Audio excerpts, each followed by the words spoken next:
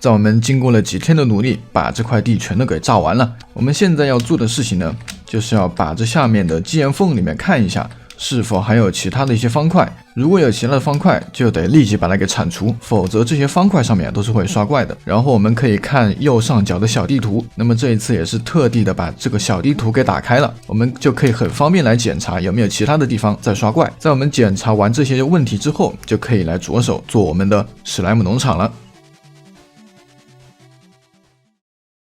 好，我们现在呢，大概的在这个地图的中间找了一个中心点，我们以它为中心啊，所以呢，我们先做个标记，我们以后就在这里挂机，然后做史莱姆农场呢，我们要打开啊这个史莱姆的区块，不过我现在好像看不到啊，我们把光影关掉。好，我们现在呢是装了 BBOR， 就可以很清楚的看见这个史莱姆区块在哪里。如果你没有装这个 mod 也没有关系，你们可以用种子啊来查看这里的史莱姆区块也是一样的，只不过没有这个 mod 方便。然后我们需要来选取其中一个区块来做农场，那么这个区块是有一个要求的，我们必须要使这里的区块的范围要在我们挂机点的24格之外，如果在24格之内，可能有些刷怪面积就会浪费。我们知道这个刷怪的范围呢是以玩家为中心，24格之外到127格之内，所以呢我们要避免太近的区块来做史莱姆农场。这个可能离我们那个床有点近，我们要找一个稍微远一点的。这里这个区块呢，我用潜影盒把它暂时标记一下。由于我现在身上什么方块也没有，我们只能拿这个潜影盒啊暂时放一下。我们可以数一下，从这里1、2、3、4、5、6、7、8、9、10、11、12、13、14、15、16、17、18、19、20、21、22。好，那么这个范围呢，就已经是在24格之外。我们接下来就要去飞回我们的出生点那边去拿点材料。首先呢，这个地方我们要把它的基岩都给破坏掉。破完基岩，我们要做一个Y 轴在0的这么一个刷怪平台。做在最低呢，它有一个什么好处呢？就是它的刷怪的速度特别快，效率特别高。所以我们就只需要做一个单区块的就可以了。那么如果你想做多个区块呢也行，就像我们 TS 服务器里面的史莱姆农场一样，做那种很多区块的，那样的话就不用破基岩。我这一种就只做单区块，但是呢需要破基岩，最后的工作量其实也差不了太多。好，那我们就飞回去拿一下材料。那么这上面的门我们就可以把它拆掉了，我们直接把它拆完之后搬到那下面的那个中间去，我们下次再过来呢，从地狱交通走过来就直接会传送到下面。好，现在把它给拆掉。好，这边的地狱门呢，我已经从上面把它搬下来了。门的周围我们可以把它铺上一些玻璃这样玻璃呢，它既不会刷怪，我们也可以站在这里好走路。待会我们破基岩的材料呢，就还是这些红石块、TNT 黑曜石，还有活塞。我们可以用 Fallen 的那种通过2个 TNT 来爆炸来进行破基岩的方法。那么也可以尝试以前的老办法。以前老办法呢，我还不知道稳不稳定。之前破末地祭坛的那一招，我待会再试一下，看待会破这里的基岩是否有方向的讲究。如果还是不行的话，就只能用夫人那种100%破基岩的方法。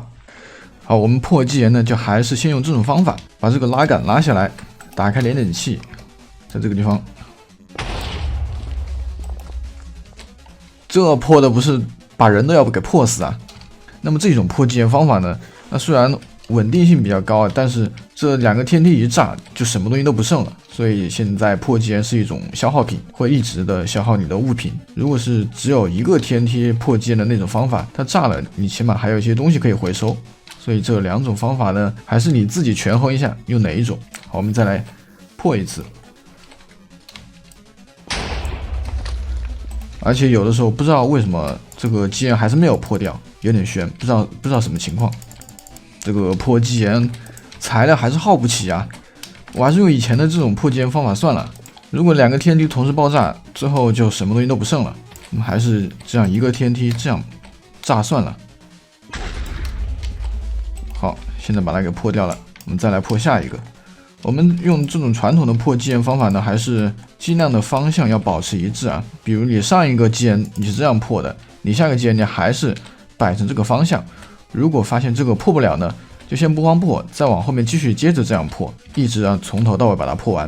好，我们再来破一个，看这个能否成功。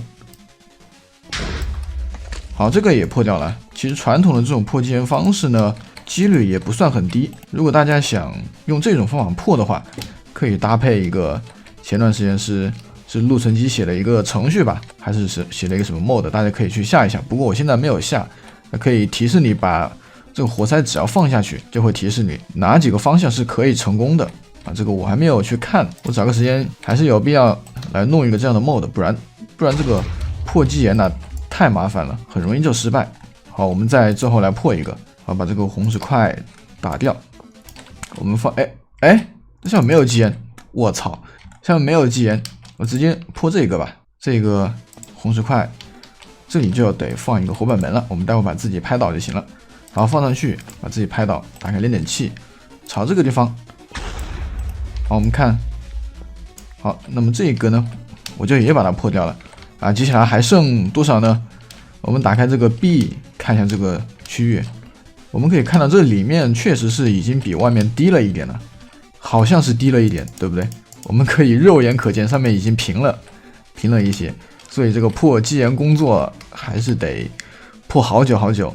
那我就接着破吧，这个也没办法。当然我们这里破基岩呢，也可以用上次破末地祭坛的那种方法来破。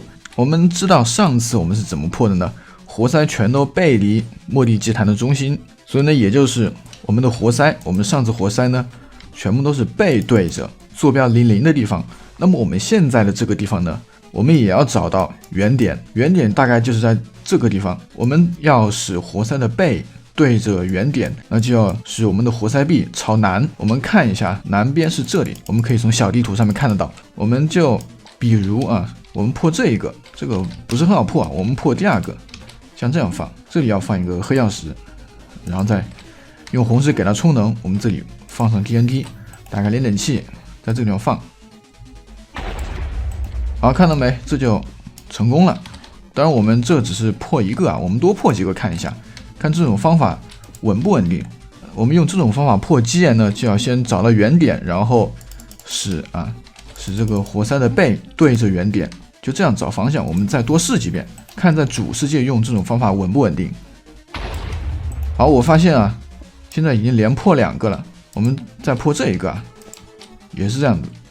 我们人站在它的左边，站在它的右边都无所谓啊。我们在这一头再来试一下。好，已经3次都成功了。那么这种方法也是成功率还是可以的。那么这种破基岩的方法呢？它好就是很快很方便，也不会对你的物品造成什么损失。好，我们赶紧把这个捡起来，我们尽量减少损失啊。我们说很富有，也并不是那么的富有，有的时候做一些东西还是有点吃力的。好，我们再把它给破掉。好，这个也破掉了啊。看来这种方法也是可行的。好，接下来就是激动人心的时刻了，这下面就是最后一层基岩了。我们来看一下啊，我们第一次在生存里面看主世界里面的虚空是怎么样子的。先不慌，我们先把这个板子把它放下来 ，TNT 点上啊，打开炼点器。好，应该把它破掉了。好，这里就是基岩，这里就是虚空了。我们也是第一次在生存里面啊看到了主世界这里的虚空，其实也没什么好看的。我们还要接着往后面继续破。炼点器没关，这个黑曜石啊，尽量少放，放的太多都不好把它挖掉。好，我们再继续放啊，继续来破。是不是觉得有点变态了？这下面基岩已经全都没了，下面还有一点黑曜石，就是刚刚破完之后用来垫脚用的。我们接下来呢，只用把下面全都填满方块。这个黑曜石，如果你觉得你是强迫症的话，就把这个黑曜石全都给换掉。我觉得这样算了吧，我也懒得去挖了。这个黑曜石得挖半天，下面全都用普通的方块。那么可能有人会说，这个铁块是普通方块吗？对，我家里面铁都已经不知道刷了多少了。之前挂3项轰炸机的时候，已经挂满了8个大箱子，还是多少个大箱子？现在全都把它合成铁块了。我这里就用铁块来盖一下吧，铁块上面是可以刷怪的，这个黑曜石也是可以，只要下面不要是什么玻璃啊、南瓜呀什么的那种奇怪的方块，都是可以用来刷怪的。其实也不用铺网，我们现在在旁边看就可以看得很清楚，它会疯狂的刷怪。这个地方已经出了一个史莱姆了，其实现在刷出来的效率也不是太高，毕竟这里的刷怪这个面积只有这么小，哇，居然是3个大的。等一下，我们现在身上 TNT 也不多了，我们再到刷怪塔这边来拿一点火药来做一下 TNT。好，我们的火药还是比较充足的。我们刚刚做完 TNT 呢，就是为了要把这里的基岩还是要再破一下这外面。我们要在这上面摆上收集了这个铁轨，在铁轨上面呢，再用岩浆块，我们需要将这里下面的史莱姆来勾引上来，4个方向呢都给它做上铁傀儡，让它们跑上来，最后被这里的岩浆给烫死。下面用漏斗矿车进行收集。好，这里的铁轨我们已经放好了。